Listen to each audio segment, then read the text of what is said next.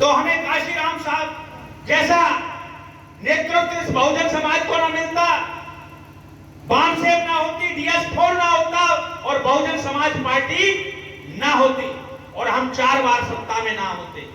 साथियों, बाबा साहब के मिशन को बढ़ाने का काम, जो चिंगारी लगाने का काम माने दीना भाना जी ने किया, उस बात को लेकर माननीय काशीराम साहब 1 क्लास के ऑफिसर थे, वहां इस बात को देख रहे थे और उसके बाद जब वो मिले तो मानवर काशी दीना भाना जी ने जाति का विनाश किताब बाबा साहब की दी और रात में उन्होंने कई बार बाबा मानवर काशीराम साहब ने पढ़ा और उनके दिमाग में एक तूफान खड़ा हो गया और कहा दीना भाना जी से कि अब तुम्हें नौकरी करनी है, तुम्हें नौकरी भी दिलाएंगे और बाबा साहब की जयंती भी, जो जन्मदिन है, उसकी भी देश में छुट्टी कराएंगे। इससे पहले मैं बैठने वाला नहीं।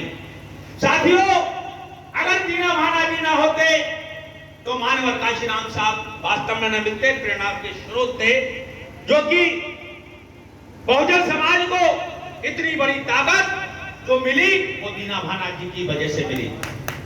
साथियों, वर्तमान में मानवर काशीराम साहब ने कहा था कि हमारी राजनीति चले या न चले, लेकिन किसी भी कीमत पर सामाजिक जागृति नहीं रुकनी चाहिए।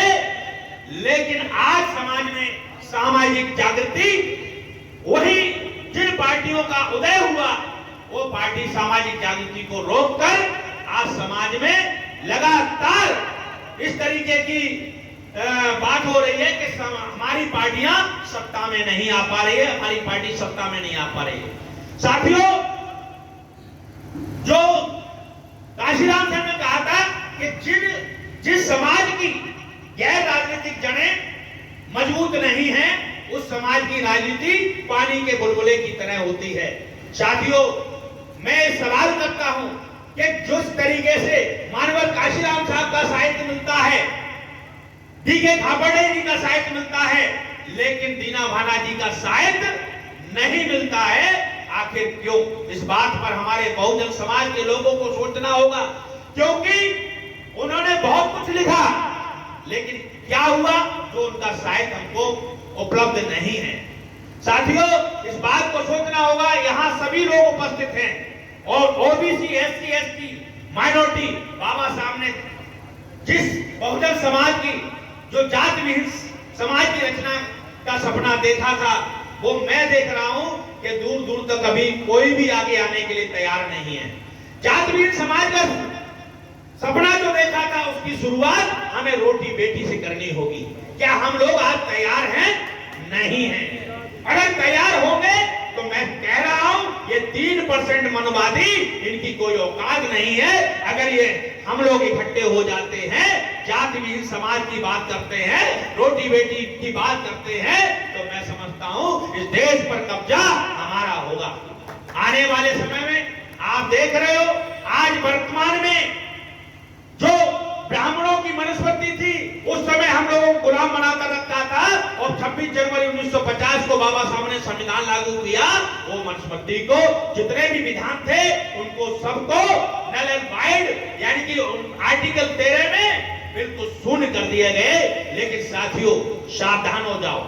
आज की तारीख में जितने भी बहुजन समाज की पार्टियां हैं, चाहे सपा हो, चाहे बसपा हो, चाहे ASP हो, चाहे बिहार में हो, चाहे पूरे देश में कहीं भी हो, जो मनुस्मृति आधार, जिस तरीके से मनुस्मृति से हमको रोका गया था, आज की तारीख में वो EVM लाकर, EVM घोटाला करके जबरदस्ती अपनी सरकार बना रहे हैं, लगातार बेईमानी कर रहे हैं। लेकिन हमारे लोग जब कोर्ट में जाते हैं, सुप्रीम कोर्ट में जाते हैं, हाई कोर्ट में जाते हैं, चुनाव आयोग से बात करते हैं, तो वहां कहते हैं कि मनुष्य उसमें EVM में कोई गड़बड़ी नहीं है। मैं पूछना चाहता हूं सुप्रीम कोर्ट के जज से, क्या फिजिकल एविडेंस EVM से मिल सकता है? जो 25 से वोट डाला जाता था और अगर कोई गड़बड़ी होती थी, उसको हम क्या करते थे? दोबारा उसको गिन लेते थे, उसको आंखों से देख लेते थे। क्या EVM में ऐसा हो सकता है? नहीं हो सकता, क्योंकि जो पर्ची गिरती है, पहले तो वो पर्ची नहीं गिनी जाती, दूसरी बात, पट्टी गिरने के बाद दोबारा जब काउंटिंग की बात आती है तो ईवीएम केवल और केवल काउंटिंग गिनती दिखाती है, ना कि फिजिकल एविडेंस दिखाती है। हमको स्पष्ट नहीं है कि हम जो भी वोट डालते हैं वो वोट आखिर हमारा गया कहां, और चुनाव आयोग उसमें शामिल है घोटाले में, और सुप्रीम कोर्ट के जज भी फैसले देते हैं, वो भी ईवीएम के पक्ष में देते हैं। तो इसका मतलब क्या समझे कि ये लोग संवैधानिक पद पर रहते हुए संविधान के विरोध में जाकर फैसले सुनाते हैं। इसलिए इनको, अगर इनकी औकात बतानी है तो हमें जन आंदोलन खड़ा करना होगा, ईवीएम के विरोध में करना होगा, हमारे बहुजन आंदोलन को बढ़ाना होगा। हमने अभी आपने देखा होगा सुप्रीम कोर्ट का जो फैसला आया था, जो बात चर्चा चली थी कि SC ST में रिजर्वेशन आरक्षण में, तो उनका काम देने का नहीं है, हम लोगों को आपस में लड़ाने का है। उन्होंने प्रैक्टिकल किया, सूबों पर छेड़ा और ऐसा कर दिया।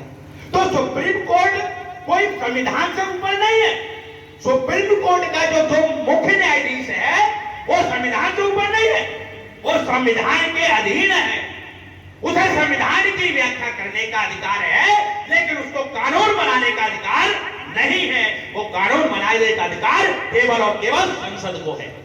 साथियों, आज की तारीख में लगातार ईवीएम घोटाला करके जो बहुजनों की पार्टियां हैं उनको सत्ता से दूर किया जा रहा है। ये उनका प्लानिंग है कि पुनः दोबारा आपको गुलाम बनाना है, और हमारे